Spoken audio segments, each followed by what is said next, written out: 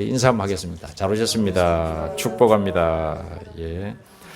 하나님은 우리 유한한 인간 속에 가둘 수 없는 분이십니다. 왜냐, 하나님의 속성 자체가 무한하시고 무한대이시기 때문에 그렇습니다.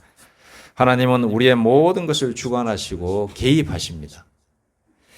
우리가 때때로 겪는 세상 차원의 대규모의 재난 앞에서 그러나 선한 사람도 희생을 당할 수 있다는 사실을 아시고, 그러나 하나님께서는 모든 것을 알고 계신다는 또 사실을 또한 아시고, 그래야 해서 그것을 종합하여서 우리가 하나님 앞에서 실망하는 그런 믿는 자들이 되지 말아야 되겠습니다.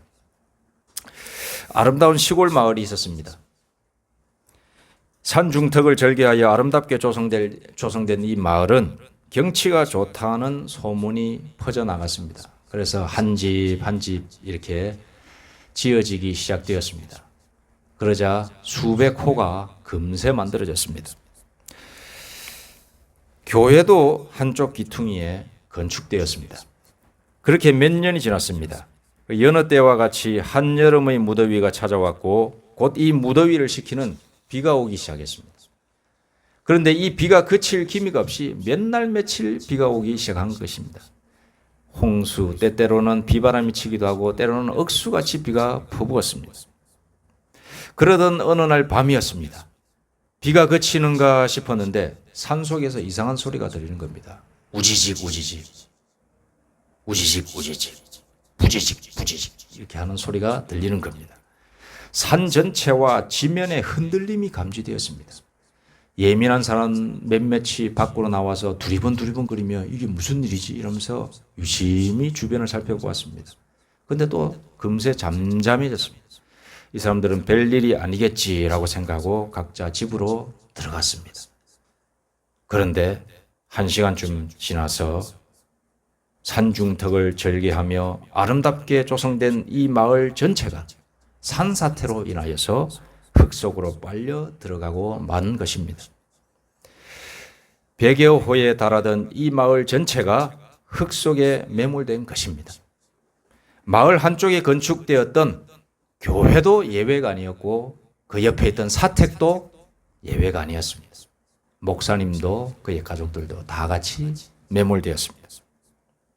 이 재난 소식은 아침이 되어 식자재를 배달하는 배달원에 의해서 경찰에게 알려졌고 경찰은 또 구조대에게 알려서 이제 구조대가 도착했고 수색을 시작하였습니다. 용케 몇몇의 사람들만 구조될 수 있었으나 거기에 살던 100여 호에 갇혀있던 그 집에 매몰된 모든 사람들이 그만 사망하고 말았던 것입니다. 여러분, 이 일과 비슷한 일이 작년 여름 일본의 한 마을에서 실제로 있었습니다. 마을 전체가 산사태에 의해서 싹 매몰됐습니다. 저는 유명한 목사님들의 설교를 간혹 들을 때마다 그 유명한 목사님들이 수많은 성도들 앞에서 강하고 확신에 차서 말씀하시는 내용 중 하나가 있으니 그것은 무엇인가? 하나님을 잘 믿으면 만사형통합니다. 아멘이십니까? 이제 수천 수만 명의 사람들이 아멘 이렇게 하는 걸 제가 설교하시면서 화답하는 것을 들었습니다. 하나님을 잘 믿으면 만사형통인 줄로 믿으십시오. 아멘. 여러분, 만사형통입니다. 진짜입니까? 예수님 믿으면 만사형통입니까? 그러나 실상 그리스도인으로 세상을 살아간다고 하는 것은 하나님을 잘 믿어도 만사형통이 아닌 걸 알고 있습니다. 그러나 만사형통이 되는 것은 예수님의 사랑을 경험하고 하나님의 사랑을 경험하면 좋은 일이든 나쁜 일이든 다 이해되고 아름답게 해석됨을 경험하게 됩니다. 여러분, 예수님의 사랑, 하나님의 사랑을 진짜 경험한 사람은 내 주변에 나와 관련된 일들 속에서 무조건 잘 되지 않아도 다 이해가 되는 차원의 믿음이 생기는 것을 경험하게 됩니다. 그러므로 하나님 잘 믿으면 만사형통하는 것이 아니라 만사 이해가 되는 겁니다.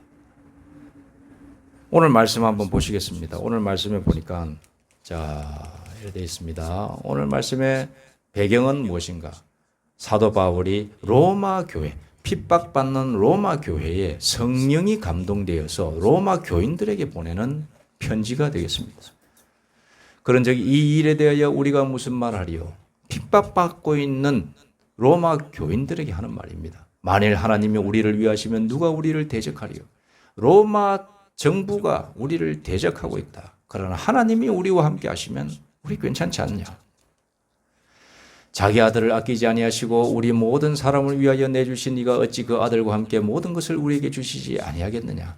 그리스도의 사랑, 하나님의 사랑, 예수의 사랑 안에서 묻혀서 살고 있는 여러분들은 하는 일마다 주를 위해 살고 하는 일마다 주의 영광을 위하여 사는데 그 주의 영광을 위해서 하는 모든 것들 속에서 바람이 있다.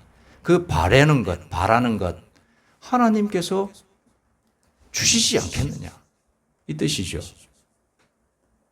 여러분의 정욕을 위해서 구하는 것이 아니기 때문에 하나님의 나라와 하나님의 뜻과 하나님의 의를 위해서 여러분들이 먹고 살고 있기 때문에 그렇게 사는 여러분들을 기도한다면 하나님께서 주시지 않겠느냐. 누가 능히 하나님께서 택하신 자들을 고발하리요 의롭다 하신 이는 하나님이시니. 세상 정부가 우리를 불의하다라고 이야기하지만 여러분을 불의하다, 불의한 집단들이다, 예수쟁이들이다, 그리스도인이다 지적하지만 우리는 불의한 자들이 아니라 하나님 안에서 의롭다함을 받은 자들이다.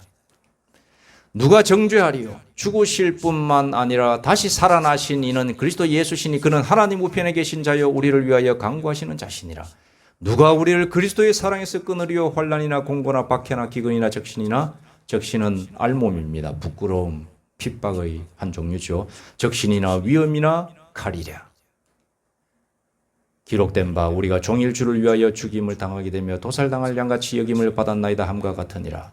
그러나 이 모든 일에 우리를 사랑하시는 이로 말미암아 우리가 넉넉히 이기느니라. 하나님의 사랑, 예수님의 사랑이 우리의 가슴 속에 있는 자는 우리의 주변의 상황이 아무리 극한의 상황이 처해 있다 할지라도 우리는 이길 수 있다. 이렇게 사도 바울이 로마에 핍박받고 있는 교인들에게 힘이 되는 성령의 편지를 보내고 있는 것입니다. 내가 확신하노니 사망이나 생명이나 천사들이나 권세자들이나 로마 정부나 로마 제국이나 현재 일이나 장래 일이나 능력이나 높음이나 깊음이나 다른 어떤 피조물이라도 우리를 우리 주 그리스도 예수 안에 있는 하나님의 사랑에서 끊을 수 없으리라. 할렐루야입니다. 정말로 우리는 모든 일들 속에서 이해가 되지 않는 고난이 찾아왔다 하더라도 그 속에서 만사 이해가, 하나님을 제대로 믿고 있다면 만사 이해가 되는 줄로 믿습니다. 그러면 예수님의 사랑, 하나님의 사랑을 어떻게 경험할 수 있는가? 밑도 끝도 없이 그냥 예배 드리고 그냥 뭐 이렇게 살다 보면, 그냥 교회 생활 하다 보면 예수님의 사랑, 하나님의 사랑이 덜컥 그냥 느껴지는 건가? 경험되는 건가? 그건 아닙니다. 성령을 받아야 예수님의 사랑, 하나님의 사랑을 경험할 수 있습니다. 성령 받아야 됩니다. 성령. 성령은 그럼 어떻게 받느냐? 기도해야 받습니다. 온전한 믿음으로, 하나님을 믿는 믿음으로, 예수 그리스도를 믿는 믿음으로 기도해야 성령을 받을 수 있습니다. 성령을 주십시오. 성령님, 제가 성령님을 만나기를 원합니다. 성령님께서 저에게 찾아와 주시옵소서라고 간절히 기도해야 됩니다. 예수님께서 승천하시면서 당부하시기를 너희가 성령을 받기까지 기도하면서 기다리라. 그러고 나서 세상 끝까지 가는 거예요. 성령 받지 않고, 성령과 권능을 받지 않고는 아무 일도 못하는 겁니다. 나라와 조직과 군대를 위해서 죽을 때는 나라, 군대, 조직이라고 하는 거대한 어떤 실체라는 게 있습니다. 그런데 하나님의 사랑, 하나님의 나라를 위해서 죽는 것, 예수님을 위해서 죽는 것, 어떻게 보면 실체가 없어요. 눈에 보이지 않기 때문에. 그렇지 않습니까? 우리 대한민국이라는 이런 실체가 있어요. 그렇지 않습니까? 모든 사람이 인정하는 실체가 있잖아요. 조선이 망했을 때에 의병들이 일어났는데 그 의병들은 무엇을 어떤 관념을 가지고 의병이 되었을까요? 조선이라고 하는 관념이 있었던 겁니다. 그런데 하나님의 나라, 예수님의 사랑, 하나님의 사랑 관념이 없어요. 그냥 우리가 뭐 이렇게 경험할 수 없는 세계입니다. 그런데 성령을 받지 않습니까? 성령을 받으면 비실체가 실체화가 됩니다. 우리가 국가에 대한 관념이 생기는 것처럼 성령을 받지 않습니까? 그러면 뭔가 뭉뚱그렸고 희미했던 것들이 확연하게 보이기 시작합니다. 막연하던 믿음의 세계가 확연하게 보여지는 믿음의 세계가 되기 때문에 순교할 상황이 되면 순교까지 갈 수 있는 겁니다. 성령을 받기 위해서 우리는 기도해야 됩니다. 예수님의 승천을 목도한 무리들이 마가의 다락방에 모여서 무엇을 했습니까? 다른 거 안 했습니다. 기도했습니다. 서로서로 얘기하고 주고받고 교제만 한 게 아니라 기도했습니다. 기도하던 가운데 오순절 끝날에 성령께서 불같이 임해서 각자 한 사람 한 사람에게 불처럼 임했다라고 기록되어 있지 않습니까? 찬양하면서 기도했습니다. 그럴 때 성령님이 불같이 각 사람에게 임하셨다라는 사실을 우리는 알아야 됩니다. 저도 성령을 받았을 때 경험해 보니까 그 전날 밤까지 찬양하고 기도를 계속 했었습니다. 그러다가 잠이 들었고 새벽에 문득 잠이 깨어서 하나님의 내면에서 들려주시는 음성을 듣고 큰 불을 받았습니다. 그렇게 성령 받는 겁니다. 수많은 믿음의 형제 자매들이 믿음 생활을 하면서 이 믿음에 떠나지 않게 된 계기가 무엇인가 했더니 인간적인 의지가 아니라 성령을 받았기 때문에 떠나지 않는 겁니다. 이 자리에 계신 우리 형제 자매 우리 집사님 권사님들도 왜 이 자리를 지키고 또 예배를 드리러 나오시느냐? 성령을 받았기 때문에. 그 씨앗이 남아있는 것이고 그 힘이 영적인 힘이 남아있기 때문에 예배를 드리려고 하는 것입니다. 오늘날 한국 교회가 위기다. 청장년 젊은 층들이 떠나간다 하라고 하는데 그 이유가 무엇인가? 뭐 컨텐츠가 부족하다. 뭐 교회에서 뭐 부정부패가 많다. 그것도 다 이유가 될 수 있습니다. 그런데 청장년층 젊은 층들이 떠나가는 이유는 뭐냐? 목사인 제 입장에서 보면은 그렇습니다. 뭐 컨텐츠나 그들의 마음을 다 이렇게 싹 위로해주는 그런 여러 가지 모습들, 행사들이 없는 것도 어느 정도 일리가 있는 말이지만 근본적인 이유는 뭐냐? 기도하고 찬양하고 하는 것, 특히 말씀을 소홀히 하고 말씀의 중요성의 필요성을 느끼지 못하고 심지어는 무시하기 때문에 그런 거예요.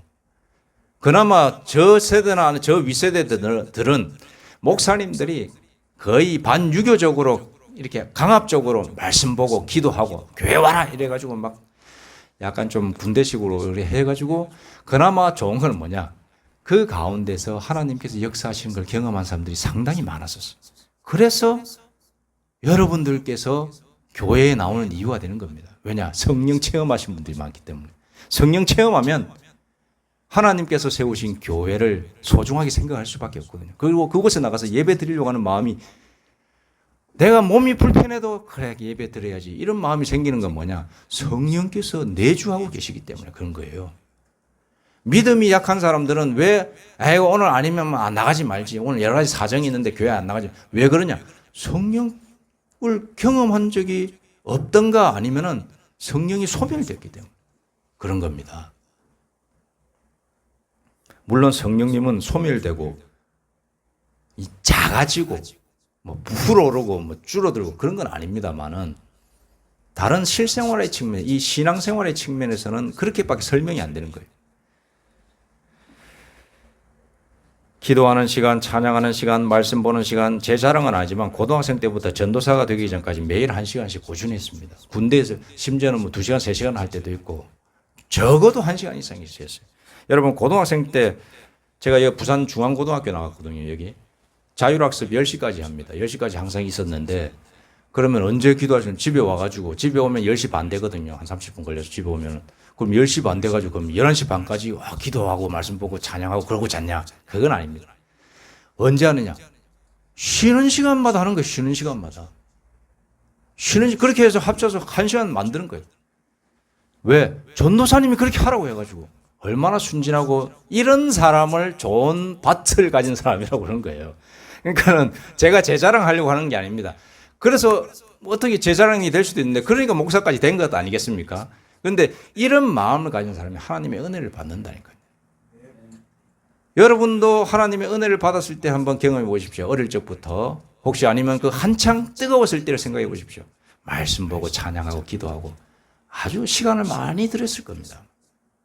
어디 집회 있다고 하면 빠지지 않고 집회 가고. 저도 어릴 적에 어머니 따라서 부흥회 집회 이런 데 자주 왔습니다. 초등학생 때부터. 제 형제들 중에서 우리 형님하고 동생은 어디로 가고 사라지고 없는데 저 혼자는 항상 따라다녔어요. 저는 목사가 되고 그러고 믿음 하나만 보면은 제가 믿음이 우리 집안에서 다 빨아당긴 것 같을 정도로 믿음이 좋고 우리 형님하고 동생은 그 희미하고 뭐 그런 식입니다.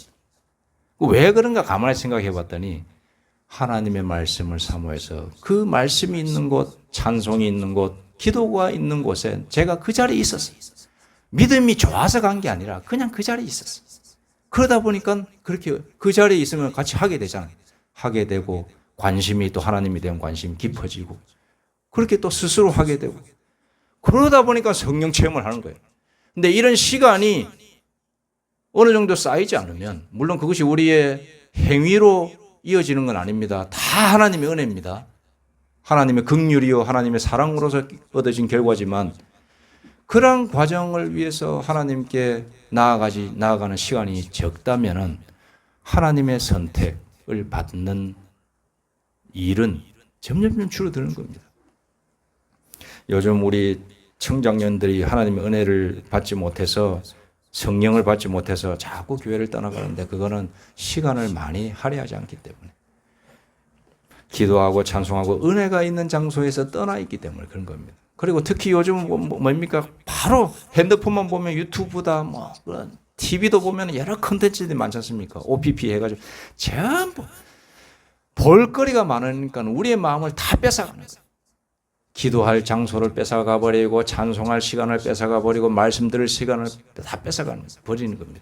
제가 아까 말씀드리기를 저는 유명한 목사님들 설교를 듣는다고 했는데 그 설교를 들으면서 깨닫는 게 많은데 그런 걸 관심조차 없어지니까는 이 시대가 점점 하나님으로부터 멀어지고 있는 것입니다. 지금은 차별금지법에 대해서 지금은 어느 정도 허용을 하지 않고 있지만 저는 장담하건대 앞으로 10년, 20년 뒤면 차별금지법이 제정될 겁니다. 우리 지금 몇 년 안에는 안 될 수가 있지만 이제 다음 정권이 되고 혹시 민주당이 되고 이렇게 하다 보면은 차별금지법 은근슬쩍 통과돼요. 그러다 보면은 또 교회 안에 또 핍박이 있을 것이고 동성연애에 대해서 잘못하면은 금고형이나 아니면 벌금을 물던가 이런 식으로 목사님들이 많은 핍박을 당할 시대가 곧 올 겁니다. 왜냐? 지금까지는 교회에 그나마 정치인들도 그렇고 그 많은 사람들이 어릴 적에 교회 전도 받아서 한 번이라도 간 사람들이 많았거든요. 근데 이제는 교회 다니는 부모 밑에서 자란 청장년들도 이제는 교회 안 나가면서 이 성경에 있는 가치관이 그들의 마음속에 스쳐도 안 지나갔어요. 이제는. 예전에 스쳐라도 지나가가지고 그것이 의원중에 정책으로나 이런 데 영향을 미쳤는데 이제는 스쳐도 안 지나가기 때문에 그들은 무엇이 그럼 자리 남는 겁니까? 유튜브 보면서 아니면 세상 미국 가서 공부해서 나온 인본주의적인 진보적인 그런 사상들이 머릿속에 익어가지고 기독교 그런 사상들은 대부분 다 반기독교적이거든요. 그러니까는 성경과 반하는 결정들을 이제 공부 잘해가지고 높은 자리에 올라간 사람들이 결정하게 되게 돼 있습니다. 그리고 대부분의 사람들도 그게 뭐 어때서 이렇게 심각성을 모르고 그러니까 표를 주게 되고 거기에서 결정이 되게 되는 것입니다. 여러분 예수님의 사랑, 하나님의 사랑을 경험해야 우리가 변하고 세상의 어떤 상황 속에서도 이해가 되는 만사 이해의 신앙이 된다는 사실을 여러분 믿으시기 바랍니다. 여기에 계신 우리 형제, 자매, 우리 권사님, 집사님들은 이 시대 속에서 참다운 신앙인이 되기를 소망합니다. 여러분, 예수님의 사랑, 하나님의 사랑에 푹 빠지기 위해서 그리고 이 사랑에 빠지면은 여러분 세상이 감당할 수 없는 그런 놀라운 능력과 그리고 마음 상태가 됩니다. 이 예수님의 사랑, 하나님의 사랑을 경험한 자만이 이 어지럽고 힘든 세상 속에서 승리하는 삶을 살아가는 사람이 되고, 그리고 허무한 인생을 의미 있는 인생으로 살게 되는 그러한 인생이 되는 것입니다. 저는 장담하건대 하나님의 사랑, 예수님의 사랑을 경험한 사람만이 이 세상을 바로 보는 사람이라고 저는 믿습니다. 여러분, 이런 귀한 사랑을 이해하시고 이 사랑, 예수님의 사랑, 하나님의 사랑 속에서 여러분 오늘부터 영원까지, 여러분이 하나님의 나라 가는 그날까지 계속해서 간직하면서 살아가실 수 있는 저와 우리 모두가 되기를 간절히 소망합니다. 기도드리겠습니다. 하나님 아버지, 예수님의 사랑, 하나님의 사랑을 우리가 경험하였습니다. 성령님을 통하여 경험하였습니다. 이 사랑 잃어버리지 않게 하여 주옵소서. 요한계시록에 보니 에베소 교회를 향하여 책망하기를 너희가 첫사랑을 잃어버렸다 하였는데, 하나님, 우리는 그 첫사랑을 잃어버리지 않게 하여 주옵소서. 그리고 그것을 회복하여 온전한 사랑으로 주님 배움는 그날까지 이 세상을 걸어가게 하여 주옵소서. 예수님의 이름으로 기도드립니다. 아멘.